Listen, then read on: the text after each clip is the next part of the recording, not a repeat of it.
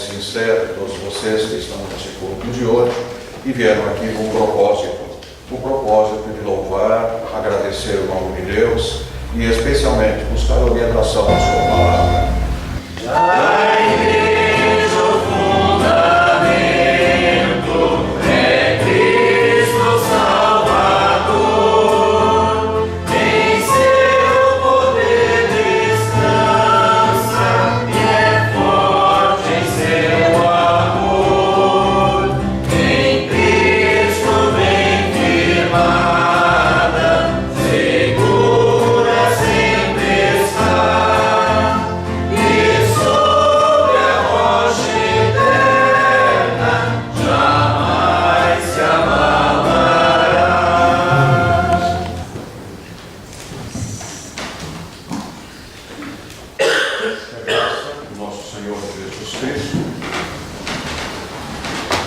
O amor de Deus Pai, a companhia de Deus e Espírito Santo esteja conosco agora e sempre.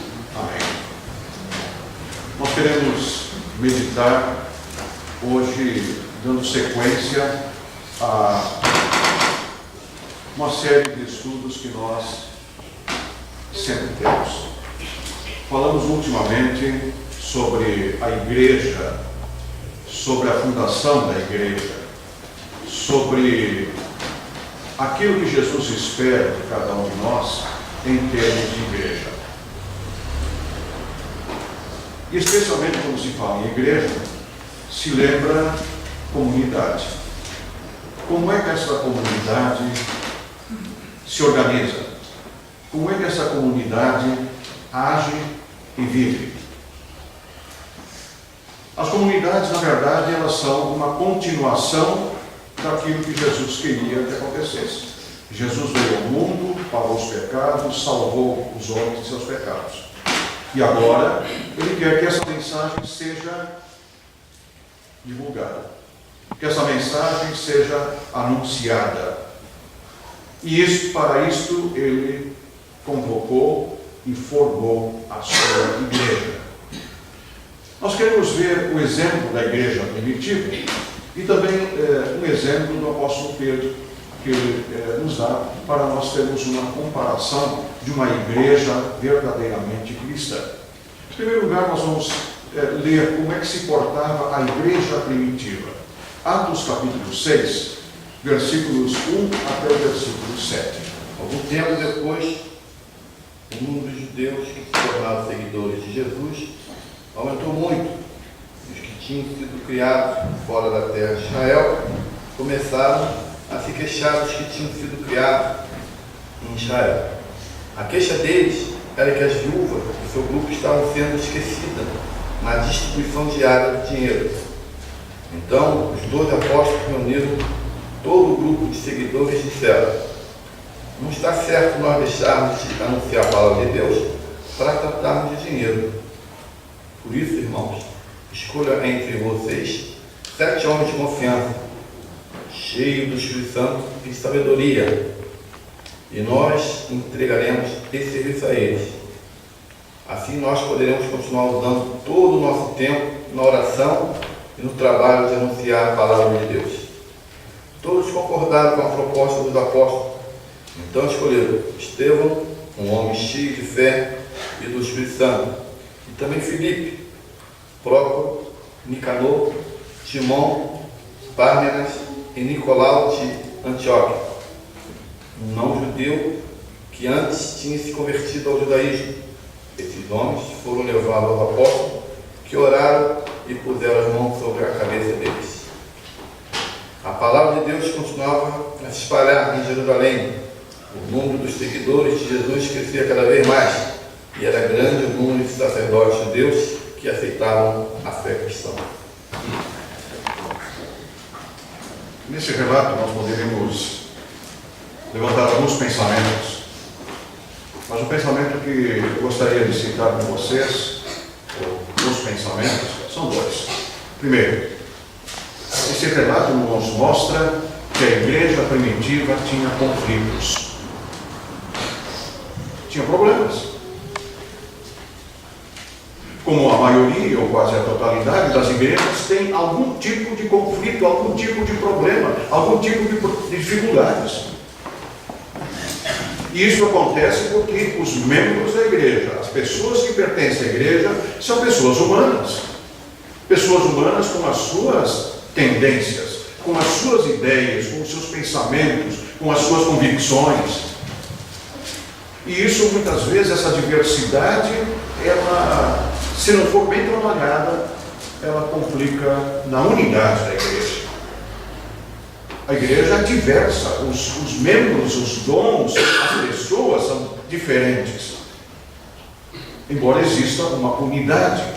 E nós não podemos perder a unidade por causa da diversidade. Mas também a diversidade é alguma coisa boa dentro da igreja. Mas às vezes as coisas não funcionam. Ou tem alguma tensão, algum problema, algum conflito. A igreja primitiva, conforme vimos nesse texto, tinha isso. Os cristãos praticavam a caridade, procuravam fazer com que todos se sentissem iguais e fazia assistência social. Distribuía alimentos, distribuía mantimentos para que todos pudessem ter uma vida digna. E alguns até vendiam as suas propriedades para distribuir para aqueles que não tinham. Era um gesto bonito. Mas nesta situação, por algum motivo qualquer, algumas pessoas foram esquecidas. E aí começou a reclamação. A reclamação era de que, por que esqueceram aquela família? Por que esqueceram aquela outra pessoa? Está havendo alguma preferência? Estão preterindo algumas pessoas? E aí começou a haver um certo descontentamento dentro da igreja. E aí os apóstolos reconheceram isso. E os apóstolos começaram a ver que esta situação havia dentro da congregação e dentro da igreja. Até certo ponto é natural que isso aconteça. Isso acontece em todos os grupos, não apenas dentro da igreja. Isso acontece até mesmo dentro da família. Famílias são pessoas, e pessoas têm ideias diferentes, pensamentos diferentes, ideais diferentes, e nem sempre combinam. Mas é necessário trabalhar isso em nossa vida, de tal forma para que um bem maior não se perca. Quando há conflito, quando há problemas entre marido e mulher, é necessário trabalhar isso para que o bem maior, que é a família, não seja prejudicado. Entre pais e filhos, entre irmãos. Mas é necessário que isso aconteça, para que a mesma coisa aconteceu na igreja cristã. Foi necessário trabalhar esse problema. E como é que se trabalhou? Organizando. Os apóstolos começaram a organizar. Porque tudo estava sob a responsabilidade e a decisão dos apóstolos. Tudo que se fazia, os apóstolos aqui tinham a incumbência de decidir, de fazer, de orientar e de estar presente. Humanamente isso é impossível. E aí eles começaram então a se organizar. Mas para se organizar, uma coisa é necessária: reconhecer o problema. E os apóstolos não deram desculpas. Não disseram, nós esquecemos por isso, por aquilo, não foi por isso, por aquilo. Não. Está havendo problema? Tá. Vamos resolver o problema. Vamos resolver esta situação. E a situação era de gente capacitada, gente que tivesse responsabilidade sobre aquela atividade da igreja. E foi aí que eles então elegeram os primeiros diáconos da igreja, ajudantes. Todos para ajudar os apóstolos na distribuição de mantimentos, da assistência social da congregação. E os apóstolos disseram: nós vamos nos dedicar ao principal. E conforme o texto, qual é o principal? A palavra de Deus. oração e pregação, o ensino. Esta é a nossa função como apóstolos. O restante pode ser feito por qualquer outro membro da igreja, por qualquer outra pessoa. Nós estamos prejudicando a nossa função a princípio, estamos prejudicando em função de uma coisa secundária, que seria a assistência social. E aí eles começaram a se organizar. Essas duas coisas me ressaltam nesse texto. Primeiro, problemas, conflitos. Havia. Para resolver, organização. Se organizar de tal forma, para que a coisa fosse a contento. E foi. E a nossa congregação? As nossas igrejas? Também tem isso. Também tem problemas. Também tem conflitos. Tem diversidades, com toda certeza. Mas é necessário resolver isso, é necessário trabalhar esse tipo de situação dentro de uma congregação, como dentro de uma família. É necessário organizar também uma congregação. E a congregação bem organizada, uma congregação que funciona normalmente. Vou citar alguns exemplos apenas. Vocês entraram na igreja hoje, alguns às 9h40, 45. Por que vocês entraram na igreja?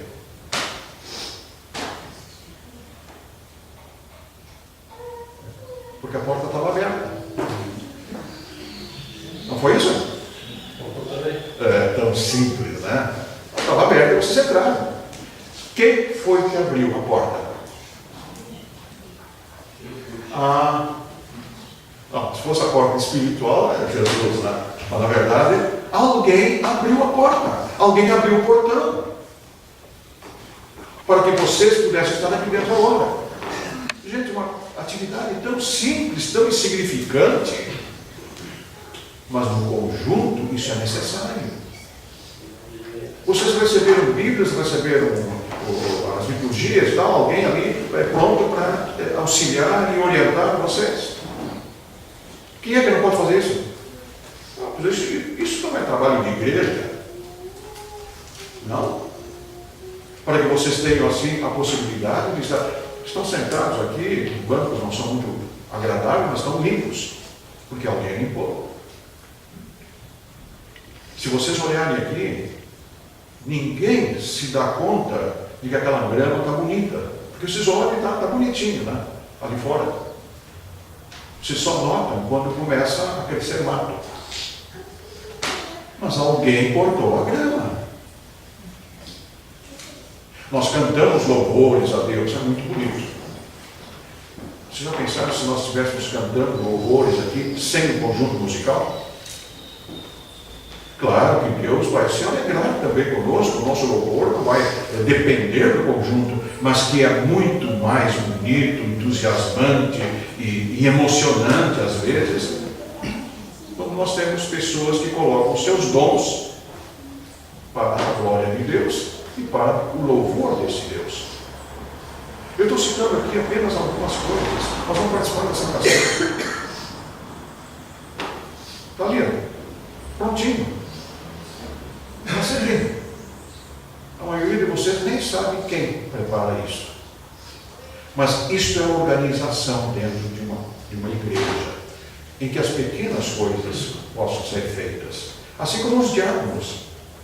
Os diáconos aqui eleitos, não tinha grande coisa, era só pegar o mantimento, levar para casa, distribuir e tal, se organizar para que não houvesse mais problemas.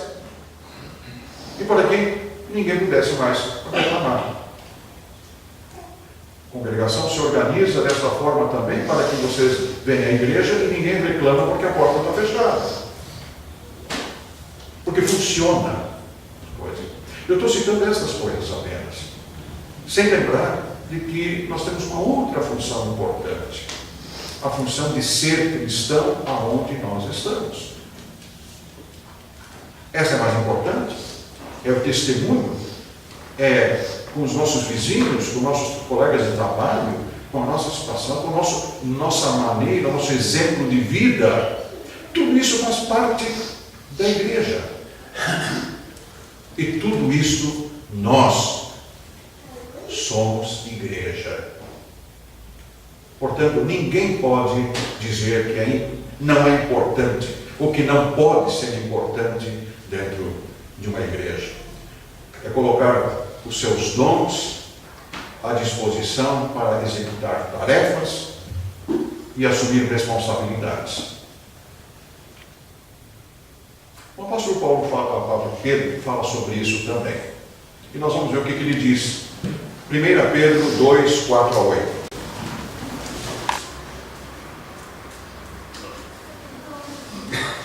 Cheguem perto dele, a pedra viva que os seres humanos rejeitaram como inútil.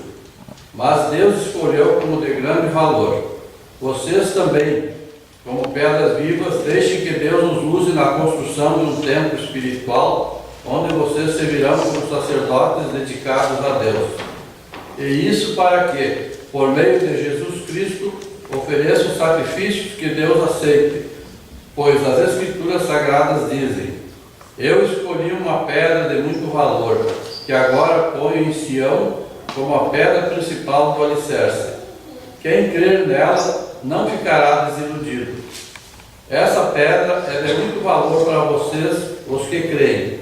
Mas para os que não creem, a pedra que os construtores rejeitaram veio a ser a mais importante de todas. E em outra parte as Escrituras Sagradas dizem: esta é a pedra em que as pessoas vão tropeçar, a rocha que vai fazê-las cair.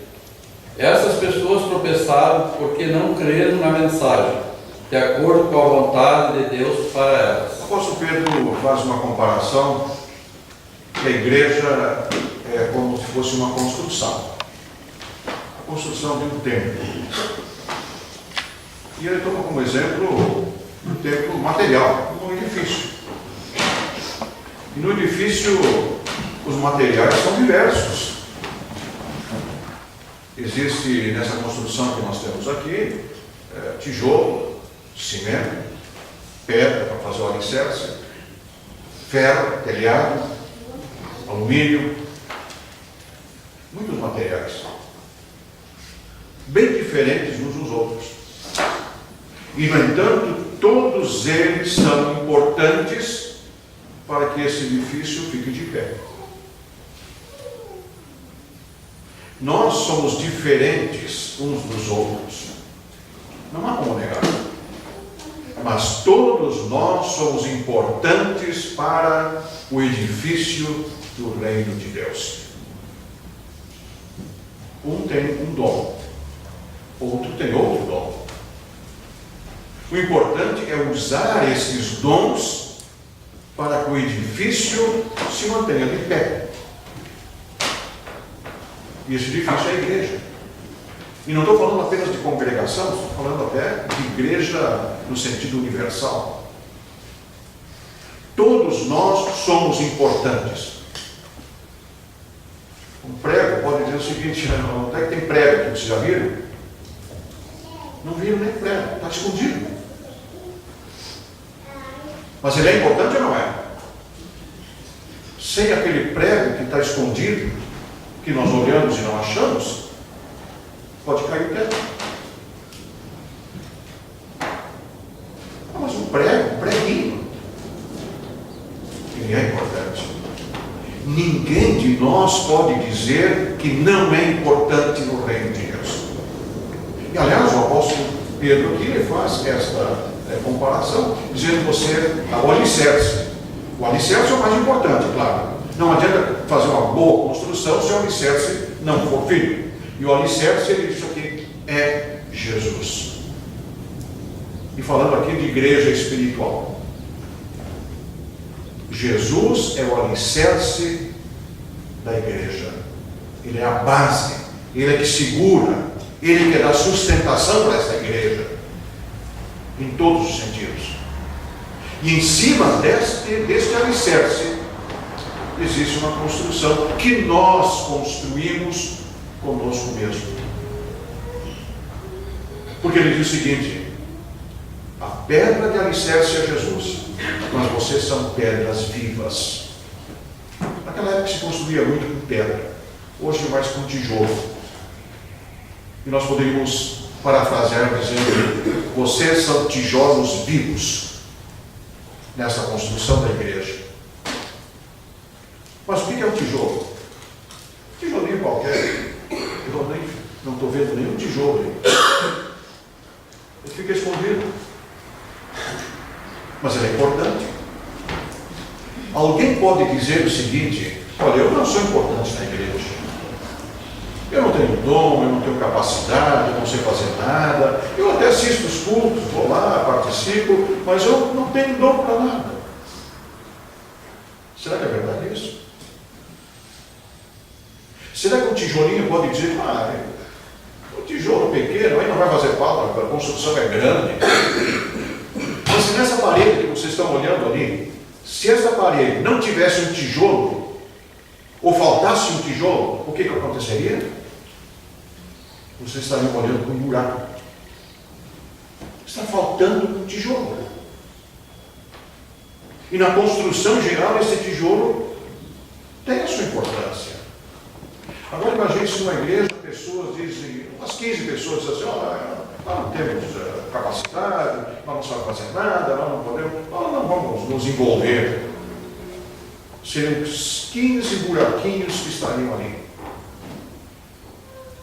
E se aumentar o número de tijolos faltantes, a igreja, o edifício cai. Está sujeito a cair e incluir a parede. Na igreja não é diferente, gente. Deus nos escolheu, Deus nos capacitou, Deus nos deu todas as condições para participarmos, sim, da igreja. E veja o que o apóstolo diz no versículo 5. Pode acompanhar aí. Vocês também, como pedras vivas, deixem que Deus os use na construção de um templo espiritual. Deixem que Deus use vocês. Não é vocês que vão agora dizer: eu sou importante, eu faço isso, eu faço aquilo. Não é vocês que vão decidir se são ou não importantes. Deixe Deus usar vocês. Deus quer usar. E a obra de Deus, podemos até dizer que Deus é o construtor, nós somos o material. Mas deixem que o construtor use vocês para fazer aquilo que é da sua vontade. Vocês não precisam ser fachada de igreja. Vocês podem ser um tijolinho qualquer. Mas são importantes na igreja? São. São muito importantes. Para que esta igreja persista, é necessário a participação de todos, especialmente no testemunho, no trabalho de dar condições para que este evangelho seja levado adiante. Esta é a missão da igreja, levar o evangelho. Mas na construção desta igreja é necessário a participação de cada um dos cristãos que foram abençoados por Deus, que foram salvos, que Deus deu dons, deu capacidade. E Ele espera que nós coloquemos à sua disposição todos esses dons que Ele nos tem dado. Sejamos, portanto, o que Jesus espera de nós. A nossa missão é ser igreja.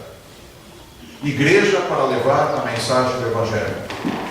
E que esta mensagem seja levada por nós. Quer seja em situação de liderança, ou de liderados, ou de importantes na aparência, ou menos importantes, todos nós nos colocamos à disposição de Deus, para que Deus nos use como pedras vivas. Nós cantamos o hino 306.